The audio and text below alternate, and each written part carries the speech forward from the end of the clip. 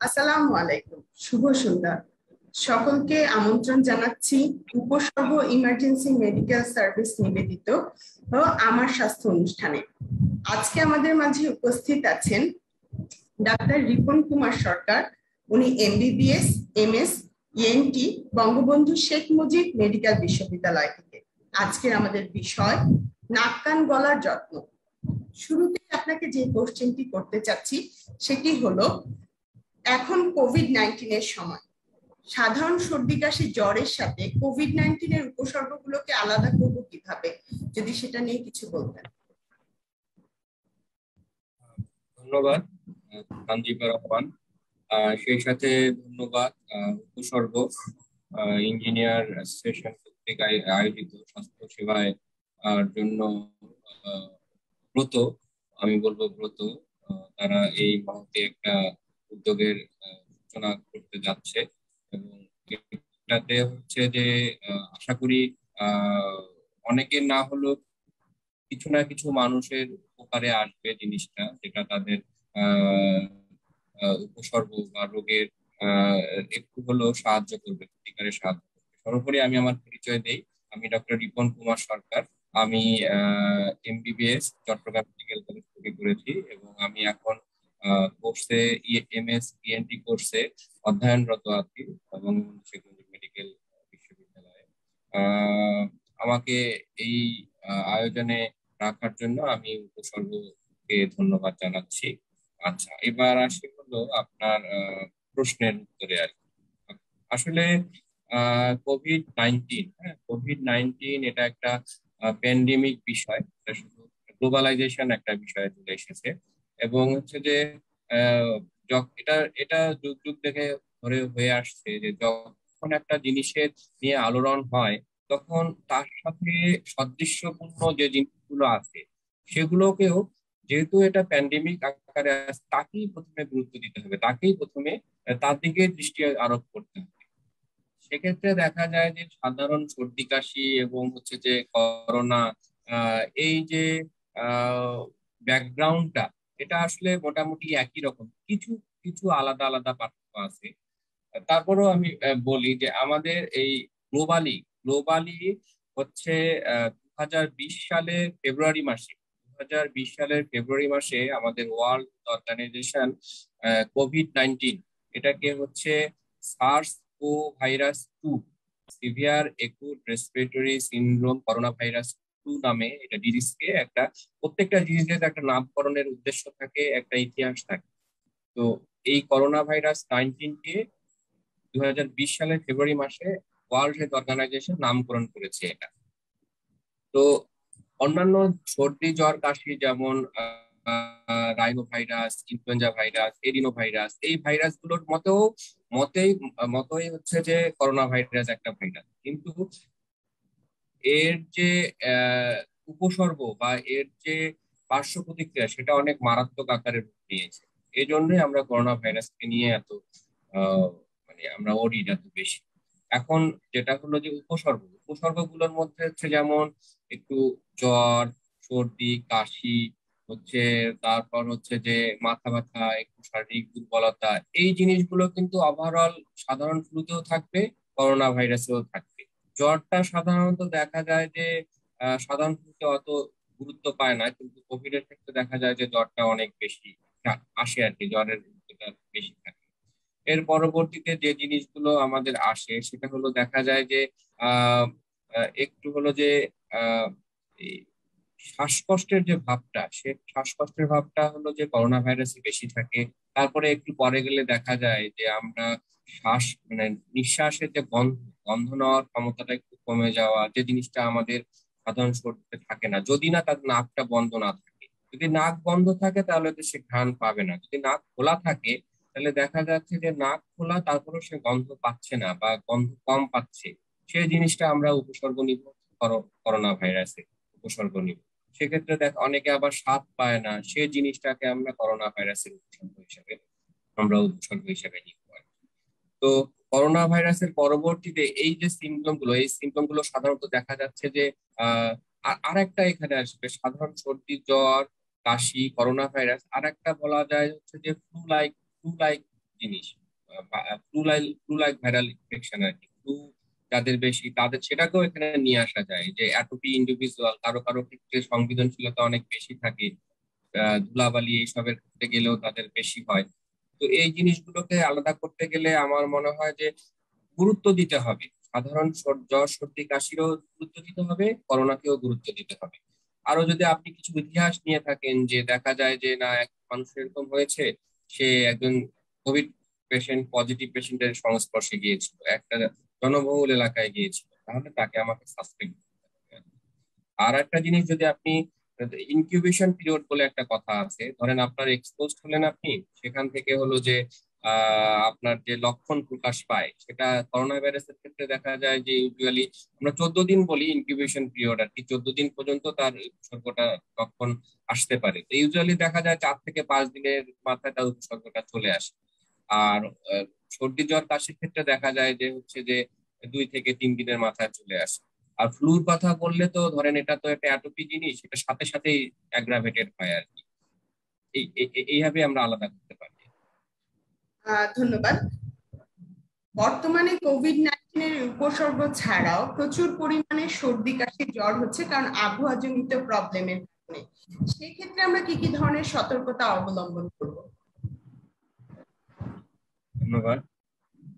সতর্কতা তো আহ সর্দি কাশির যে বিষয়টা আর কি, সেটা হলো ছোট বলেন বড় বলেন, সেই জিনিসগুলো হচ্ছে যে ধরেন নিয়ম মেনে চলা আর কি, নিয়ম মেনে চলা। আমি আগেই বললাম যে সর্দি কাশি এবং কোভিড-19 এই দুটাকে আহ প্রাথমিক সিমটম মোটামুটি একই রকম মনে হয়।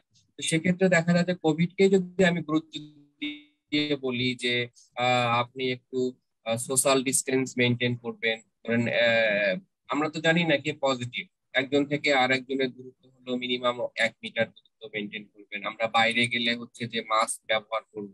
হ্যাঁ, আমরা সময় পেলে একটু যদি আমাদের সুযোগ সুবিধা থাকে সেক্ষেত্রে হলো সাবান দিয়ে 20 সেকেন্ড ধরে হাত ধোয়ার ব্যবস্থা করব, সেটা না থাকলে আমরা হ্যান্ড স্যানিটাইজার ইউজ করব, এই জিনিসগুলো। আর সাধারণ সর্দি কাশি, যে এখন ঘন ঘন বৃষ্টি হচ্ছে, দেখা গেল যে আমরা বাইরে গেলাম, ভিজে আসলাম, জামা কাপড় ভিজে গেল, এটা লম্বা সময় থাকলাম, এটা গায়ের মধ্যে শুকায় গেল, সেক্ষেত্রে হচ্ছে যে এরকম সাধারণ সর্দি কাশি এরকম আসতে পারে। তারপর হচ্ছে যে আপনার ছোট বাচ্চার ক্ষেত্রে বিশেষ করে দেখা যায় যে আবহাওয়া জনিত যে পরিবর্তন, হঠাৎ গরম হঠাৎ ঠান্ডা, আবার এখন তো আমরা ঢাকা শহরে ধরেন ম্যাক্সিমাম বাসায় এসি এয়ার কন্ডিশনার ইউজ করি, সেক্ষেত্রে দেখা যাচ্ছে যে একটা ঘরে আমরা এয়ার কন্ডিশন ব্যবহার করি, আর বাকি ঘরে করি না, বারবার ঠান্ডা গরম সংমিশ্রণ হচ্ছে, এই জিনিসগুলো একটু পরিহার করতে হবে আর কি। সবার উপরে কোভিড কে মাথায় রেখে আমাকে কোভিড এর যেসব জিনিস গভর্নমেন্ট রুলস করে দিয়েছে, সোশ্যাল ডিস্টেন্স, মাস্ক পরা, হাত ধোয়া, এই জিনিসগুলো। আর গভর্নমেন্ট কিন্তু টেস্ট করার অ্যাভেলেবেল ফ্যাসিলিটি দিয়ে দিয়েছে। হ্যাঁ, গভর্নমেন্ট হাসপাতালগুলোতে আপনি আহ, একদিন আগে রেজিস্ট্রেশন করে ধরেন 100 টাকা বিনিময়ে, বা আউটডোর পেশেন্টের ক্ষেত্রে 200 টাকার বিনিময়ে আপনি কিন্তু টেস্ট করতে পারছেন উইদাউট এনি হ্যাসেল। আপনি অনলাইনে সিরিয়াল দিয়ে এগুলো করতে পারছেন, আপনার সন্দেহ হলে আপনি টেস্ট করে নিন, এটাই। আচ্ছা, ইনফ্লুয়েঞ্জা বা ফ্লু জাতীয় ভাইরাস দ্বারা হয়ে আমাদের শিশুরা বেশ আক্রান্ত হয় এই সময়। সেক্ষেত্রে শিশুদের জন্য কি কি ধরনের চিকিৎসা দেওয়া যেতে পারে? শিশুদের, ওই যে বললাম যে শিশুদের ক্ষেত্রে ঠান্ডা গরম, আগে হলো যে প্রিভেন্ট করতে হবে, কিভাবে যা আসতেছে এটা প্রিভেন্ট করতে হবে। কোভিড কে টার্গেট করে দূরত্ব বজায় রাখা, মায়েরা দূরত্ব বজায় রাখবে, বাইরে গেলে মাস্ক পরবে, যদি ফ্যামিলিতে কেউ এরকম অ্যাফেক্টেড হয়ে থাকে তাকে একটু আইসোলেশনে রাখবে, সে বাসার মধ্যে মাস্ক ব্যবহার করবে, তার কাছাকাছি যেন না যায়, এই জিনিসগুলো একটু মেনটেন করতে হবে।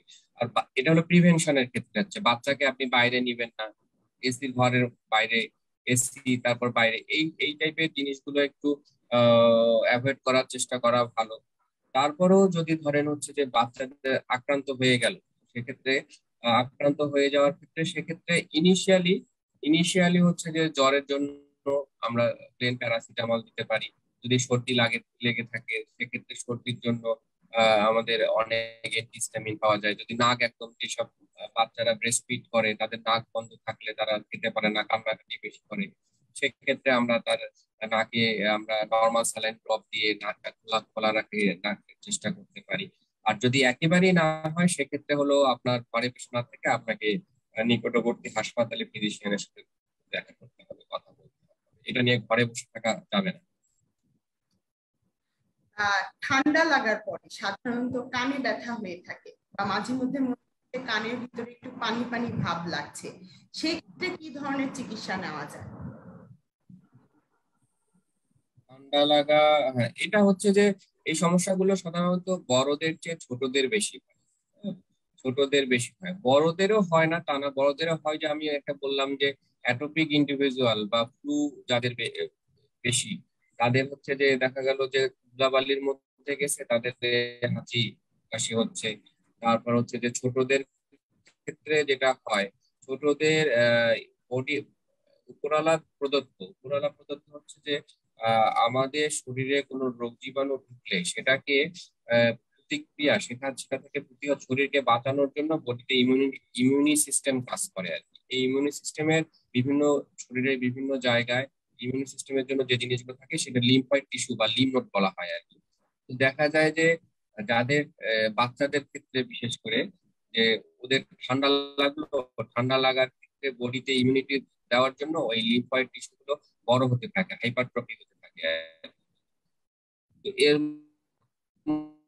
মধ্যে একটা ইম্পর্টেন্ট জিনিস হলো আমাদের কিছু এডিট বলে। তো দেখা যায় যে ওদের ওই যে বলে যে ছোট বাচ্চাদের টনসিল দেখা দেয়, বড় হয়ে যায়, যেটা আমাদের সচরাচর প্রচলিত। এই জিনিসগুলো কিন্তু কম্পেনসেটেবল। এগুলো বড় হচ্ছে যে হচ্ছে রোগটাকে প্রতিহত করার জন্য, বডিকে, বডির রেসপন্স এটা। তো দেখা যায় যে লিম্ফয়েড টিস্যু যখন বড় হয়, কানের সাথে ওইখানে আমাদের গলার একটা পাইপ লাইন আছে আর কি। এটাকে আমাদের ইউস্টিশিয়ান টিউব বলে আর কি, বা ভেন্টিলেটরি টিউব বলে, ইউস্টিশিয়ান টিউব বলে। এই টিউবটার একটা ওপেনিং থাকে হচ্ছে আমাদের নাক বরাবর পিছনে, এটাকে ন্যাজোফেরিংস বলে। ওইটা দিয়ে আমাদের যে কানের যে আহ মধ্যকর্ণ, মধ্যকর্ণের একটা সংযোগ থাকে, এবং ওইটা দুপাশের মুখ খোলা থাকলে এটা ওয়েল ভেন্টিলেটেড হয় আর কি। তো যখন দেখা যায় যে এই ঠান্ডা লাগলো, ঠান্ডা লাগার পরে হচ্ছে যে এই বডির ইমিউনিটির কারণে আপনার লিম্ফয়েড টিস্যু বা এডিনয়েডটা বড় হয়ে গেল, তখন গলার পাশের যে অংশ টিউবটা, সেই টিউবটা বন্ধ হয়ে যায়। তখন ভেন্টিলেশনটা হয় না, মিডিল এয়ারে ভেন্টিলেশনটা হয় না। তো তখন ওখানে এই পানি জমতে থাকে। পানি জমার এক পর্যায়ে ওখানে যে আমাদের স্নায়ু যেগুলো আছে সেগুলো চাপ দেয়, সে চাপ থেকে আমাদের কানে ব্যথা হয় আর কি। এটা একটা। আর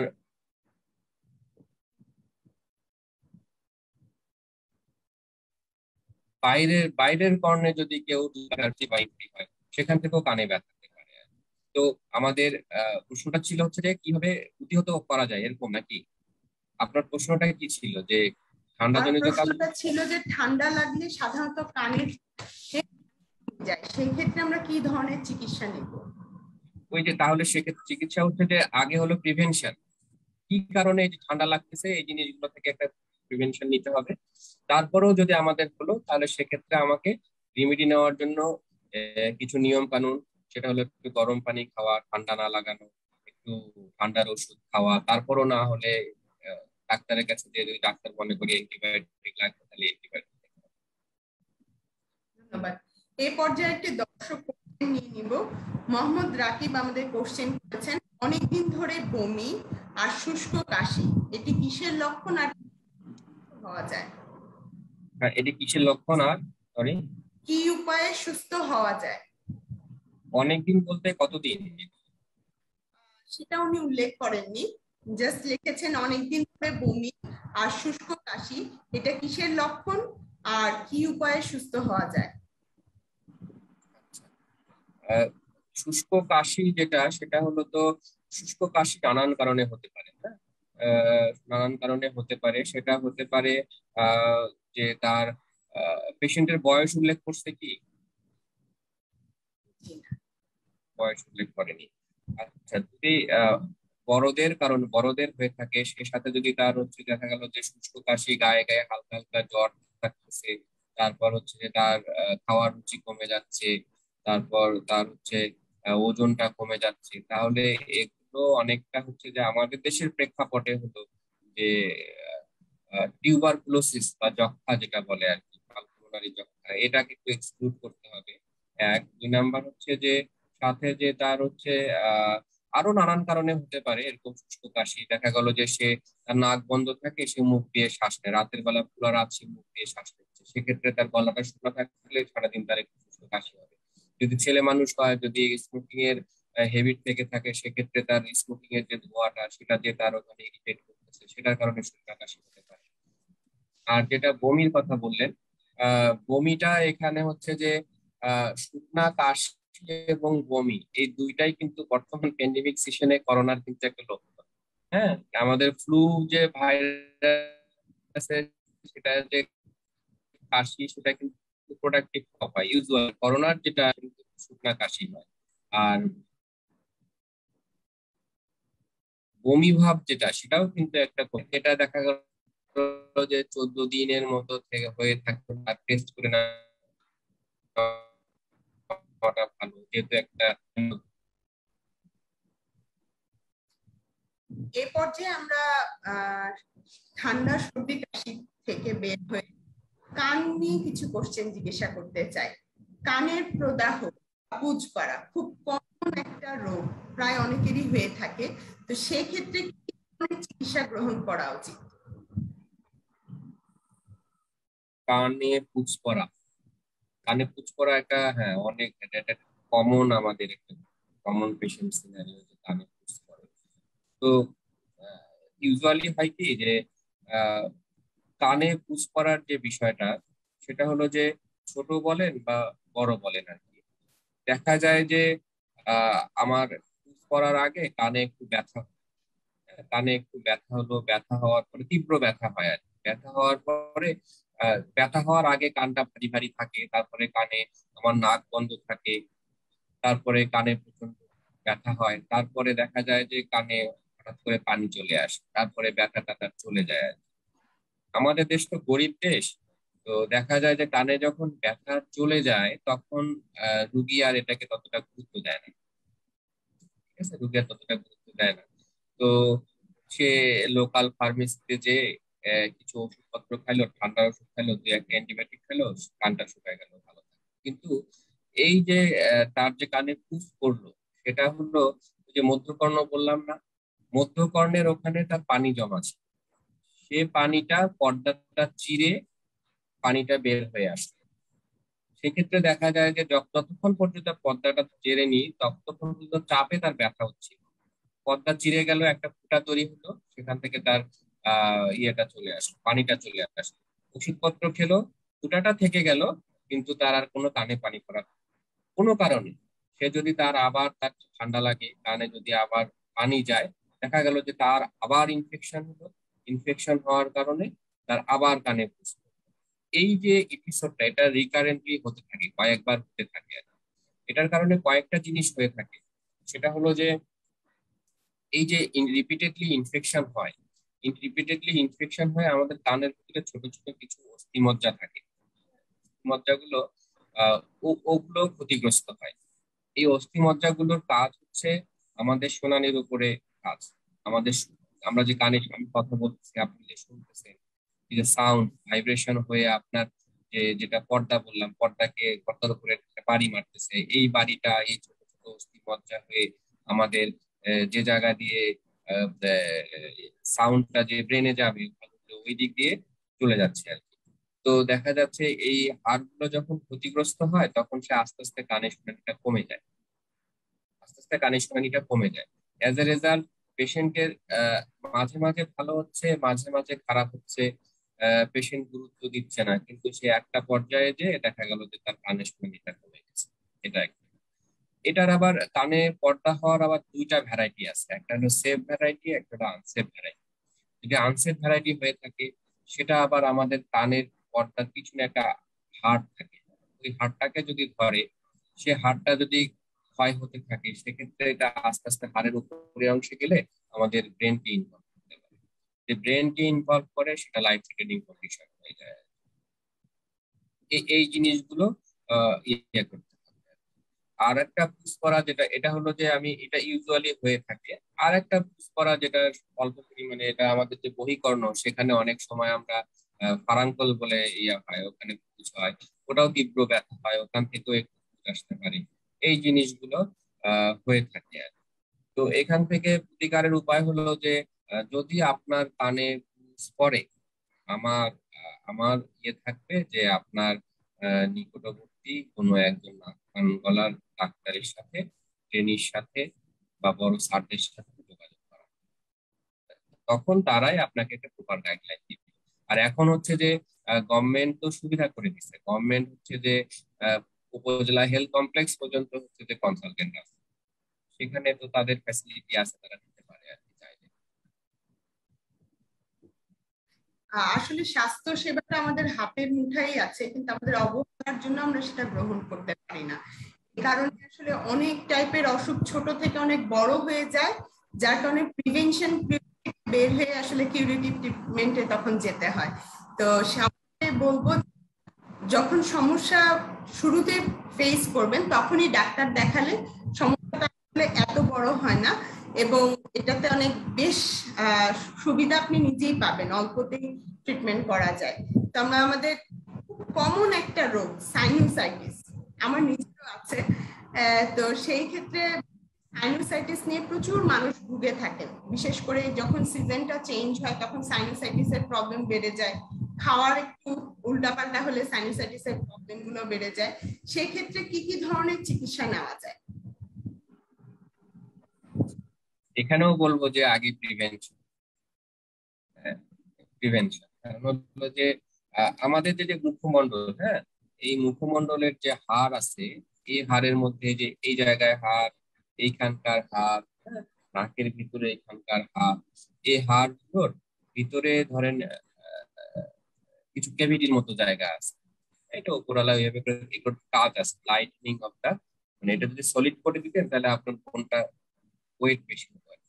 লাইটেনিং অফ দা স্কাল বোন আর ফেসিয়াল করা হয়। তো এই জিনিসগুলো আহ তো যেহেতু আছে, এর হচ্ছে যে ব্লাড সাপ্লাই মানে রক্ত সরবরাহ আছে, রক্ত সরবরাহ থেকে ওখান থেকে সিক্রেশন আসে, ওগুলোর নির্দিষ্ট পথ আছে। উপরেরটাকে বলা হয় ফ্রন্টাল, নাকের এখানে বলা হয় ইথময়েড, এইটাকে বলা হয় মেক্সিলারি, এটা নাম আছে আলাদা আলাদা। প্রত্যেকটা ক্যাভিটিরই ওখান থেকে বের হওয়ার, ড্রেন হওয়ার পাইপ লাইন আছে। পাইপ লাইন গুলো সবগুলোই হলো নাকের ভিতরে, নির্দিষ্ট নির্দিষ্ট একদম স্পেসিফিক জায়গা আছে, নির্দিষ্ট পথ আছে, ওই পথ দিয়ে ওগুলো আসে। যখন আপনার ঠান্ডা লাগে, নর্মাল ঠান্ডা লাগে, হ্যাঁ, অথবা আপনি যদি অ্যাটোপিক ইন্ডিভিজুয়াল হয়ে থাকেন, হ্যাঁ, দেখা গেল যে কেউ একটু ধুলাতে গেছে, আপনার কোনো কিছু হলো না, আমি গেছি, আমার হাঁচির উপর হাঁচি পড়েছে, আছে কিন্তু এরকম, তার মানে আমি অ্যাটোপিক। তো এই যে এই জিনিসগুলো হয়, তো নাকের ভিতরে যখন দীর্ঘদিন ধরে এরকম সর্দি থাকে, আপনার ঠান্ডা লাগা থাকে, তখন ওই যে নির্দিষ্ট পাইপলাইন হয়ে যে ওই ক্যাভিটি গুলো থেকে, সাইনাস গুলো থেকে যে ড্রেন যেগুলো হয়, সেই পথটা বাধাগ্রস্ত হয়। বাধাগ্রস্ত যখন হয়, তখন ওইখানকার মানে কিছু যে জিনিসগুলো বের হয়ে আসার কথা ছিল, সেগুলো ওখানে জমা হতে থাকে। জমা হতে হতে হতে হতে এক পর্যায়ে ওটা পূরণ হয়ে যায়। তখন ও চাপ তৈরি করে। চাপ তৈরি করলে ওখানকার যে লোকাল যে ইয়ে আছে, স্নায়ু আছে, সেই স্নায়ুগুলো আপনাকে ব্যথা দেয়। তাহলে এখন আপনার প্রশ্ন হলো কিভাবে আহ, রোধ করা যায় আর কি। তাহলে প্রথমে হলো প্রিভেনশন। প্রিভেনশন হলো আপনার, আপনি যদি অ্যাটোপিক হন তাহলে ধুলাবালির এই জিনিসটাই কিন্তু সাইনোসাইটিস এর রোগ। যারা হচ্ছে যে ভুগত, তারা এই গত কোভিড পিরিয়ডে এসে খুব কম ভুগতেছে, এই রোগীগুলো কমে যাচ্ছে, কারণ তারা মাস্ক ব্যবহার করছে। মাস্ক ব্যবহার করলে ধুলাবালি যাচ্ছে না, তার ওই রিয়াকশনটা আসছে না, তার নাক খোলা থাকছে আর কি। এই জিনিসটা হচ্ছে, কিন্তু রোগীরা উপকার পাচ্ছে। এইটা একটা ভালো দিক মাস্ক ব্যবহার করা। তারপরেও যদি হয়ে থাকে, তারপরে ধরেন আপনার ইয়ে হলো, হয়ে থাকলো, সেক্ষেত্রে হলো যে আপনার ধরেন আমরা একটা মুখের একটা এক্স রে করা হয়, হ্যাঁ? মুখের একটা এক্স রে করলে আমরা দেখতে পারি কোন কোন জায়গায় ইয়েগুলো আছে আর কি। কোন সাইনাসটা, কোন জায়গায় সাইনোসাইটিস হয়ে আছে, এটা আমরা দেখতে পারি। সেক্ষেত্রে হলো এখন প্রিভেনশন ক্ষেত্রে হলো আপনাকে এগুলো মানতে হবে যে আপনি এই জিনিসগুলো, ঠান্ডা খাবেন না, ঠান্ডা লাগাবেন না, ধুলাবালিতে যাবেন না, ঠিক আছে? এই জিনিসগুলো মেনটেন করবেন। আর তারপরেও যদি আপনার হয়ে যায় সেক্ষেত্রে আপনাকে মেডিকেশন নিতে হবে। মেডিকেশনের ক্ষেত্রে হলো যে আপনার নাকটা খোলা রাখতে হবে। হ্যাঁ, নাকটা খোলা রাখার জন্য নাকের ড্রপ যে ওষুধগুলো দেওয়া হয়, এই ওষুধ ব্যবহার করা যেতে পারে। তারপর হচ্ছে আপনার অ্যান্টিহিস্টামিন, যেগুলো আর কি, যেগুলো সিক্রেশন কমায়, অ্যান্টিহিস্টামিন আপনি দীর্ঘদিন ব্যবহার করার প্রয়োজন হতে পারে। যেহেতু সাইনোসাইটিস, আইটিস মানে হলো ইনফ্লামেশন বা দাঁত, তো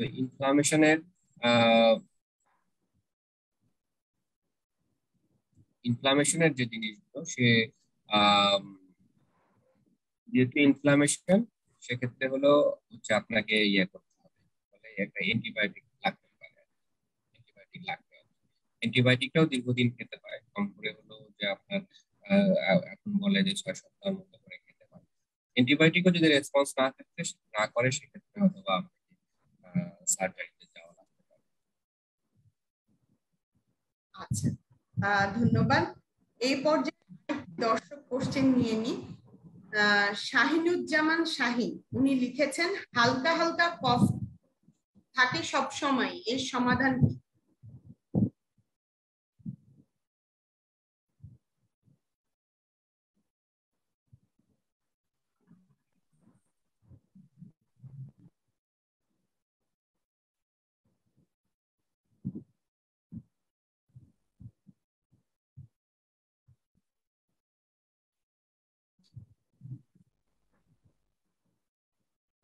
সরি, আমি শুনতে পারিনি। আচ্ছা, আবার আমি কোশ্চেনটি করছি। শাহিনুজ্জামান শাহিন আমাদের কাছে জানতে চেয়েছেন হালকা হালকা কফ থাকে সব সময়, এর সমাধান কি? আচ্ছা, হালকা হালকা কাশি থাকে, সে কফ, যদি কফের সাথে কাশি মানে যদি কোনো কিছু প্রোডাক্টিভ কোনো কিছু আসে থাকে সেক্ষেত্রে হতে পারে, আর কিছু কাশিও হতে পারে আর কি। তো সেক্ষেত্রে দেখা যায় যে আপনি একটু যদি কুসুম গরম পানিতে যদি একটু গড়গড়া করেন, একটু কুসুম গরম পানি খান, অথবা এই জিনিসগুলো আপনি ইয়ে করতে পারেন। আর লিউকোট্রাইনস ইনহিবিটর যেমন মন্টিলুকাস গ্রুপের কোনো ওষুধ উনি খেতে পারে আর কি। একটা করে সন্ধ্যার সময় করে ধরেন 1.5 মাস কন্টিনিউ করলো, সেক্ষেত্রে তার কাশিটা কমে যাবে। আর যেহেতু যদি তার ধূমপান করা অভ্যাস থেকে থাকে তাহলে ধূমপান করাটা করে যাবে। টনসিলাইটিস এবং আর আর হচ্ছে যে কাশি যেহেতু তার ইয়ে আহ, থেকে থাকে, সাথে যদি তার অন্যান্য সিমটম থেকে থাকে, যদি গায়ে হালকা জ্বর থেকে থাকে, ওজন কমে যাচ্ছে, তার ইয়ে নাই, সেক্ষেত্রে হলো যে ওই যক্ষ্মার ইয়েটা এক্সক্লুড করতে হবে, বাদ দিতে হবে। টনসিলাইটিস এবং ফ্যারিনজাইটিস সমস্যা প্রতিরোধে করণীয় কি? টনসিলাইটিস এবং ফ্যারিনজাইটিস, এখানেও ওই বলবো যে প্রিভেনশন হচ্ছে ঠান্ডা লাগান যাবে না, ঠান্ডা খাওয়া যাবে না, আহ, বৃষ্টিতে ভেজা যাবে না। তারপর হচ্ছে যে আহ, আপনার যদি ধুলাবালিতে গেলে যদি আপনার এই সমস্যাগুলো হয়ে থাকে, ধুলাবালিতে যাবেন না, এই জিনিসগুলো করতে হবে। আর হচ্ছে যে ফেরিনজাইটিস যেটা, সেটা হলো যে অনেক সময় হলো যে ইয়ে হয়, কি বলে, অনেকের যারা বয়স্ক, যারা একটু খাবারে অনিয়ম করেন, স্পাইসি ফুড বেশি খান, সেক্ষেত্রে হলো তাদের ওই ইয়ে হয়, কি বলে, অ্যাসিডিটি হয় আর কি, গ্যাস্ট্রোইসোফেজিয়াল রিফ্লেক্স ডিজিজ থাকে আর কি। সেটার কারণেও তার হচ্ছে যে ইনফ্ল্যামেটরি কন্ডিশনের কারণে ফেরিনজাইটিস হতে পারে আর কি। আর টনসিলাইটিস তো বললাম যে আপনার হচ্ছে ঠান্ডার কারণে এই জিনিসগুলো হতে পারে আর কি। তো এগুলো থেকে একটু পরিহার করা লাগবে। আর করণীয় হলো যে আপনার একটু কুসুম গরম পানিতে গড়গড়া, যদি আপনার বেশি ব্যথা হয়ে থাকে সেক্ষেত্রে হলো আপনার একটা অ্যান্টিবায়োটিক অথবা লাগতে পারে। আর তবে যখন আপনার আইটিস বা প্রদাহ কথাটা চলে আসে, তখন কিন্তু এই জিনিসগুলো আহ একজন বিশেষজ্ঞ ডাক্তারকে না দেখিয়ে ওষুধ খাওয়াটা, মানে আপনি যেটাকে টনসিলাইটিস বলতেছেন সেটাকে আদৌ টনসিলাইটিস নাকি অন্য কোনো কিছু, এটাকে কনফার্ম হতে হবে। আগে ডায়াগনোসিসটাকে ঠিক রাখতে হবে। ডায়াগনোসিস ঠিক হলে তারপরে না প্রপার ট্রিটমেন্টটা আপনি পাবেন। আর ফেরিনজাইটিস এর ক্ষেত্রে আপনি এগুলোই সাথে হচ্ছে যে আপনি ইয়ে করতে পারেন, সাথে এন্টি আলসারেন্ট, যেটা এন্টি আলসারেন্ট খেতে পারেন। আমাদের দেশের ক্ষেত্রে আমরা আরেকটা জিনিস যে এন্টি হেলমিন্ট একটা কোর্স যদি না নেওয়া থাকে, এন্টি হেলমিন্ট কোর্স নেওয়া যেতে পারে। বাচ্চাদের জন্মগত বধির এই ক্ষেত্রে কি চিকিৎসা করা যায় এবং কোথায় গেলে চিকিৎসা পাওয়া যাবে? বাচ্চাদের কি বললেন? জন্মগত বধির, হ্যাঁ হ্যাঁ হ্যাঁ হ্যাঁ। একদম ছোটবেলা থেকে জন্ম হওয়ার পর থেকে সে শুনতে পায়, সেক্ষেত্রে কি চিকিৎসা নেওয়া যাবে এবং কোথায় গেলে চিকিৎসা পাওয়া যাবে? এটা খুব ভালো একটা প্রশ্ন। ট্রিলিঙ্গুয়াল ডেফনেস, ট্রিলিঙ্গুয়াল ডেফনেস মানে, এটা আমি একটু বলি তাহলে আপনি বুঝবেন। আমি যে কথাটা বলতেছি, এই যে আমি যে কথাটা বলতেছি, আমি যে বললাম আপনার নাম হলো তানজিবা, আমি যে তানজিবা বলতেছি, আমি কিন্তু তানজিবা শব্দটা বলতেছি কারণ আমি এ, তানজিবা শব্দটার সাথে শুনে আগে শুনছি, জীবনে কোনো না কোনো সময় শুনছি, শোনার পরে সেটা আমার হায়ার সেন্টার, প্রাণের হায়ার সেন্টার করে তারপরে এটা আমার মুখের ওইভাবে করে আমি আমার ফুসফুস থেকে বাতাস বের করতেছি, আমার কণ্ঠ নালীতে এটা ভাইব্রেট হচ্ছে, তারপরে আমার মুখ, জিহ্বা, চতুর্পাশ সেটা আর্টিকুলেশন হয়ে এটা প্রডিউস হচ্ছে যে আপনার নামটা আমি তানজিবা বললাম। যেগুলো প্রিলিঙ্গুয়াল ডেফনেস, মানে যে বাচ্চাটা জন্মগতভাবে কোনো শব্দেই শোনে নাই, সেই বাচ্চাটা কিন্তু কোনো এরকম ইফেক্টিভ ইফেক্টিভ সাউন্ড তৈরি করতে পারবে না।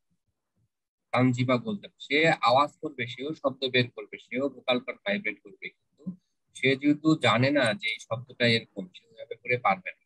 একটা ছোট বাচ্চাকে আপনি যদি আপনার ছোট বাচ্চাকে যদি জন্মের পর দেখা গেল 6 মাস পরে আপনি ইংল্যান্ডে পাঠিয়ে দিলেন, ইংল্যান্ডে দেখা গেল সে ইংল্যান্ডে মানে 3-4 মাস থাকলো, 3-4 বছর থাকলো, তাহলে ইংল্যান্ডের লোকজন যেভাবে করে কথা বলে ওই কথাটা সে শুনবে, ওই কথাটাই সে ক্যাপচার করবে ওইভাবে। কি কি বলে, তার অ্যাকসেন্টটা ওরকম হবে, কথা বলার অ্যাকসেন্টটা ওরকম হবে। দেখা যাচ্ছে যে প্রিলিঙ্গুয়াল বাচ্চাগুলোর স্ক্রিনিং বাইরের দেশের ক্ষেত্রে ওরা ওদের প্রত্যেকটা ডেলিভারি ওদের ইয়ে হয়, হসপিটাল বেসড হয়, ওখানে ওদের স্ক্রিনিংটা, অডিওলজিক্যাল স্ক্রিনিংটা হয়ে যায়, স্ক্রিনিং করেই তারা বাসায় যায় বাচ্চাটাকে শুনে। আমাদের দেশে এই সুবিধাটা নাই। আমাদের দেশের মায়েরা যখন বুঝতে পারে যে বাচ্চাটা কানে কম শুনতেছে, সেটাতে অলরেডি দেখা যায় যে 3-4-5-6 মাস পার হয়ে যায়, তারপরে বুঝতে পারে যে এটা তাহলে স্ক্যানিংটা করতে হবে। স্ক্যানিং কোথায় করা যায় এটা হলো আপনার প্রশ্ন। স্ক্যানিংটা আমাদের বিএসএমইউ তে হয়, এটাতে এটা হয়। তারপর জাতীয় নাক কান গলা বিভাগ হাসপাতাল, যেটা হচ্ছে যে দেশদাতে, ওখানে হয়।